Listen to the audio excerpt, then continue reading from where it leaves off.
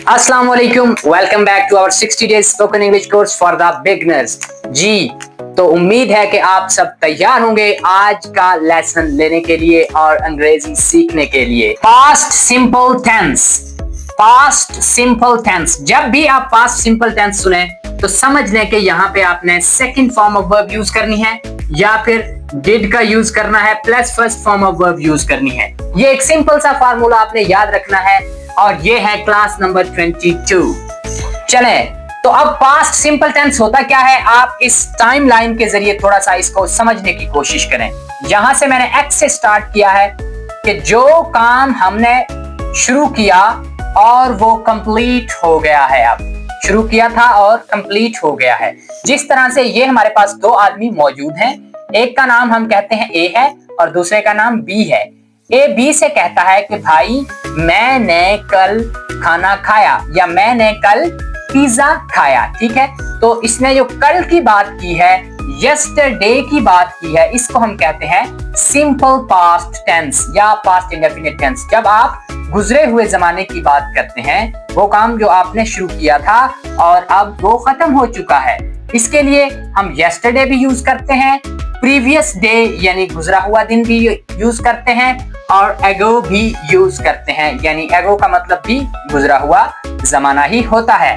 देखें तो इसमें भी तीन तरह के सेंटेंसेस होते हैं, positive sentences, negative sentences and interrogative sentences. देखें, पॉजिटिव सेंटेंसेस का सिंपल स्ट्रक्चर है जिस तरह आपने पहले टेंसेस में सीखा है। सबसे पहले सब्जेक्ट आता है, उसके बाद second form of the verb आती है और उसके बाद आता है ऑब्जेक्ट। अब एग्जांपल्स को थोड़ा सा आप देखें तो आपको अच्छे से समझ आ जाएगी कि आई सब्जेक्ट है, वेंट वर्ब है और देखें यहाँ पे second form of verb go, went, gone. I went to school yesterday, मैं कल स्कूल गया।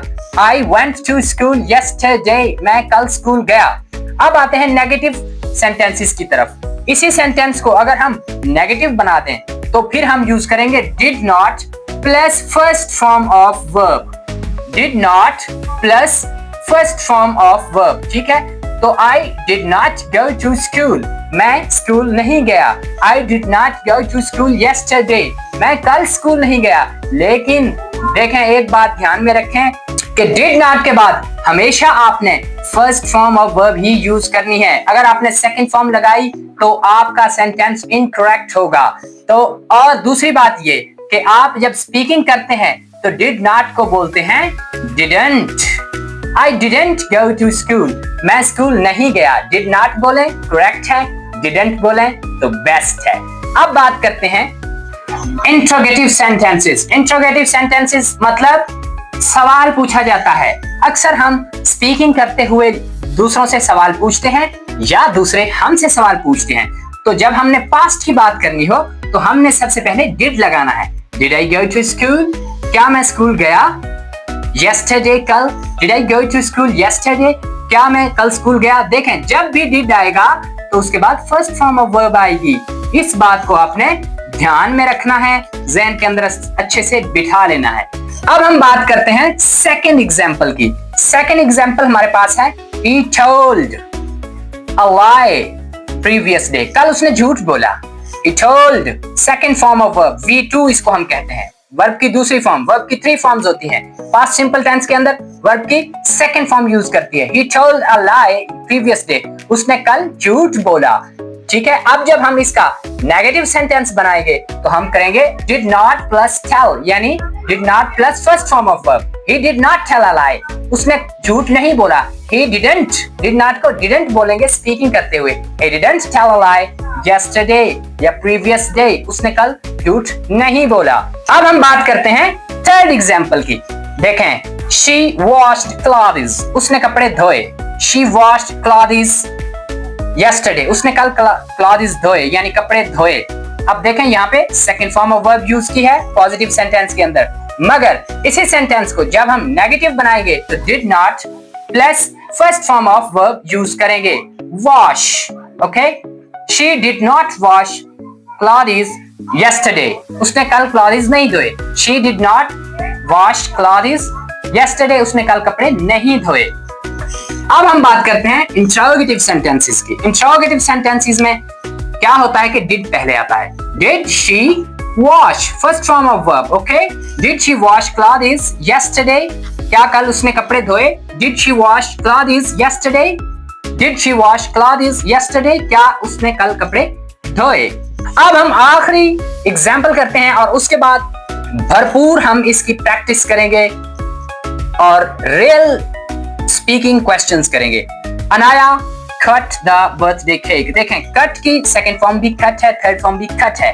तो Anaya cut the birthday cake, Anaya ने बर्थडे केक काटा, ओके।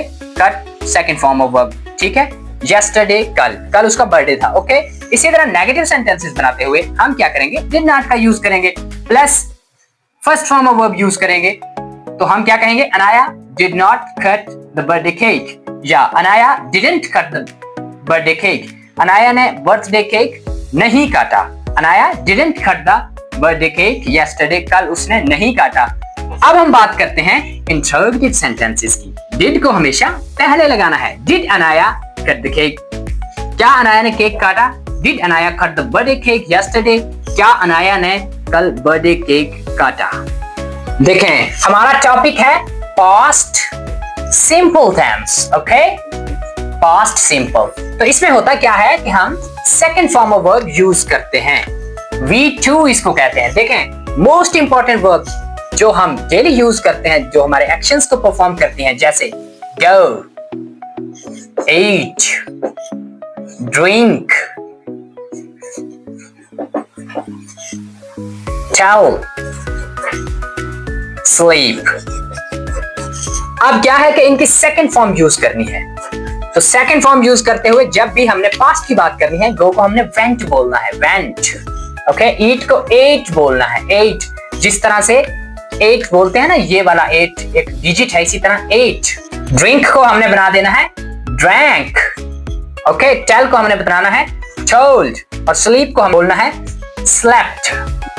गो वेंट, वेंट का मतलब गया, एट का मतलब खाया, ड्रैंक का मतलब पिया, टोल्ड का मतलब बताया, स्लेप्ट, स्लेप्ट का मतलब सोया। चलें तो अब पास्ट को हम पास्ट सिंपल को समझने के लिए एक छोटी सी स्टोरी देखते हैं। हमारे पास मौजूद है mister Tom, okay.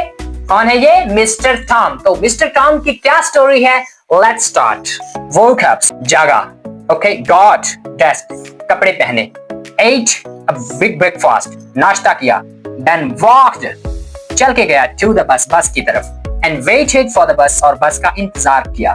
The bus arrived late, बस late I. So Tom ran to school, school की तरफ दौड़ के गया। अब ये ran, waited, got, woke up, जागा, okay, opened, खोला, sat, बैठ गया, स्माइल, टीचर स्माइल, टीचर मुस्कुराया, सेड कहा। देखें इन सब में second form of verb use हुई है। तो जब भी हम पास्ट में कोई भी स्टोरी बताते हैं, कोई भी बात करते हैं, तो हम second form of verb use करते हैं। चलें तो अब इसी स्टोरी से रिलेटेड कुछ क्वेश्चंस करते हैं। देखें पहला क्वेश्चन हमारे पास है, did Tom wake up late yesterday, did Tom wake up late yesterday, क्या टॉम कल देर से उठा। तो इसका आंसर क्या होगा, जी बिल्कुल उठा था या नहीं उठा था। नो ही डिडंट, नहीं वो नहीं उठा। डिड नॉट को डिडंट बोलना है। No he didn't. Tom woke up very early in the morning, Tom woke up second form of the verb, very early in the morning, बहुत जल्द उठा था सुबह के वक्त। क्वेश्चन नंबर 2 इसी स्टोरी से related, did the bus arrive on time, क्या बस टाइम पर आई थी।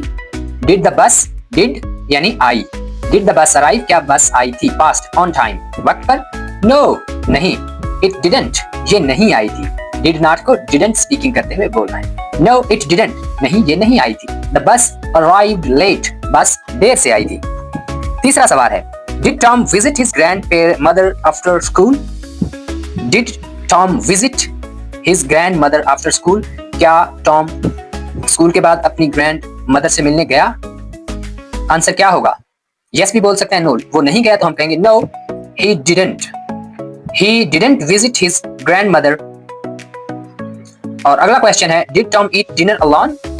No, नहीं, he didn't। उसने नहीं खाया क्योंकि इधर डिनर की तो बात ही नहीं हुई। What time did Tom wake up? Tom किस टाइम उठा? तो आंसर क्या होगा? He woke up very early in the morning. वो बहुत जल्दी सुबह उठा। Why did Tom run to school? Why did Tom run to school? Tom school की तरफ दौड़ के क्यों गया? क्योंकि वो लेट था। He ran, second form of verb. He ran to school because the bus arrived late. Because the bus arrived late. अगला क्वेश्चन हमारे पास है, What did the teacher say to Tom? Teacher ने टॉम से क्या कहा था? The teacher smiled. टीचर मुस्कुराया and said और कहा था, Good morning, Tom. Tom, good morning. तो ये क्वेश्चंस थे स्टोरी से रिलेटेड। उम्मीद करता हूँ आपको पास्ट सिंपल टेंस समझ आ गया होगा और आप इसका यूज करते हुए पास्ट में सेकंड फॉर्म का यूज करते हुए इजीली स्पीकिंग कर सकते हैं। अगर कोई कंफ्यूजन हो तो कमेंट सेक्शन में बताएं। अल्लाह हाफिज।